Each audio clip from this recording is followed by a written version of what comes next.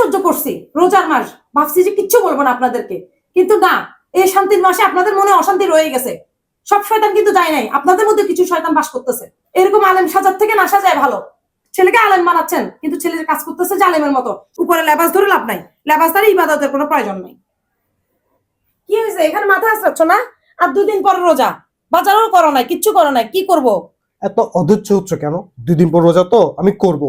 আর তাছাড়া আমার শ্বশুর বাড়ি থেকে তো পাঠাবে, আমিও করব, শ্বশুর বাড়ি থেকেও পাঠাবে। বেশি বেশি হয়ে যাবে না? শ্বশুর বাড়ি থেকে যে পাঠাবে তোমাকে কে বলছে? আরে এটাই প্রচলিত রীতি, বুঝছো? আগে থেকে এটা হয়ে আসছে, সবসময় পাঠায়।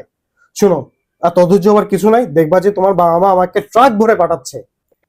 হ্যালো ভাবি, আসসালামু আলাইকুম। আমার ছেলের শ্বশুরবাড়ি থেকে এখনো কিছু পাঠায়নি।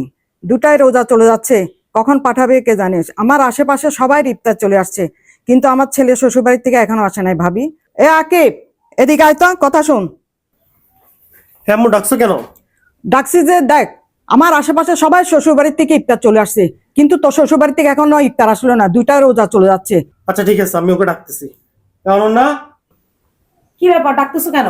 বসো, এখানে কথা আছে, বসো। কি কথা? কি রে, রোজার 2টা চলে গেল, তোমার বাসা থেকে এখন কোনো ইফতার আসলো না। আম্মু তো সমাজে মুখও দেখাইতে পারতেছে না। এক কাজ করো, তুমি তোমার আম্মুকে এখনই ফোন দাও, কালকের মধ্যে ইফতার পাঠাইতে বলো, বুঝছো? ঠিক আছে। এই, এটা ধরবা না। আপনার বাড়ির থেকে আনার মরদ নাই, আবার এইটা নিচ্ছ না। তুমি সবসময় পানি দিয়ে ইফতার করবা। দেখছো তোমার আম্মু কি বলতেছে, কিছু আম্মু বলো। ঠিকই বলছে। তুমি দেখো নাই, আমার বোনকে আমি সপ্তাহখানেক আগে ইফতার পাঠাই দিছি। আর তুমি এখন একটা কাজ করবা, কি করবা জানো? তোমার মাকে ফোন দিবা, তাড়াতাড়ি তোমাকে ইফতার পাঠাইতে, সাথে এটাও বলবা ইফতারের সাথে যেন ঈদের যে আমাদেরকে জামা কাপড় দিবে ওটার টাকা যেন পাঠাইতে। বুঝতে পারছো? খুব ভালো করে বুঝতে পারছি, অনেক চুপ ছিলাম, আর চুপ থাকা যাবে না। অমুক ভাবি বলতেছে, তমুক সমাজে মুখ দেখাতে পারতেছেন না। আপনার সমাজে মুখ দেখানোর জন্য কি আমার বাবা মা মরে যাবে? তোমার তো সামর্থ্য আছে দেখে তুমি তোমার বোনকে 10 দিন আগে ইফতার পাঠাই দিছো, কিন্তু আমার বাবা মার তো সামর্থ্য নাই যে তোমাদেরকে ইফতার পাঠাবে। সবার তো সামর্থ্য হয় না। নামাজ পড়তে পড়তে দাগ ফেলাই দিছেন, আর এটার মূল্য কি যদি ভিতর থেকে মানুষ হতে না পারেন? উপরে আলেম সেজে ভিতরে জালেমের মতো কাজ করবা না। এই শুন, কালকে তুই শ্বশুরবাড়িতে ইফতার নিয়ে যাবি। আমি কালকে আমার শ্বশুর বাড়িতে ইফতার নিয়ে যাব, সাথে ওদের জন্য জামা কাপড় নিয়ে যাব।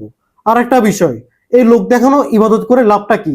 যে ইবাদত আমাদের মনটাকে পরিষ্কার করতে পারতেছে না। আমি এখানে অনেক ভালো খাচ্ছি, আমার শাশুড়ি আর আমার হাজবেন্ড মিলে আমাকে অনেক ভালো খাওয়াচ্ছে। চিন্তা করি আর না, আপনারা কিনে খান। ধরো আমি অনন্যাকে ডাকি। অনন্যা, কি ব্যাপার, আবার ডাকতেছো কেন? আচ্ছা তুমি ভুল বুঝো না, বসো। বসো না, কথা বলি। শোনো, তোমার কথায় আমাদের চোখ খুলে গেছে, প্লিজ আমাদেরকে মাফ করে দিও। ও, আমার কথায় তোমাদের চোখ খুলে গেছে?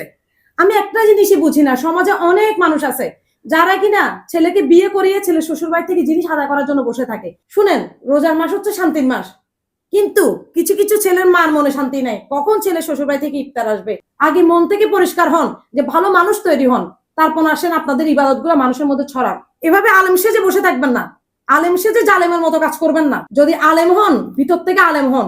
সমাজে এসব নিয়মের কারণে, প্রচলিত নিয়ম, এসব নিয়মের কারণে মেয়ের বাবা মারা অনেক কষ্টে আছে, না পারতেছে কাউকে বলতে, না পারতেছে সহ্য করতে।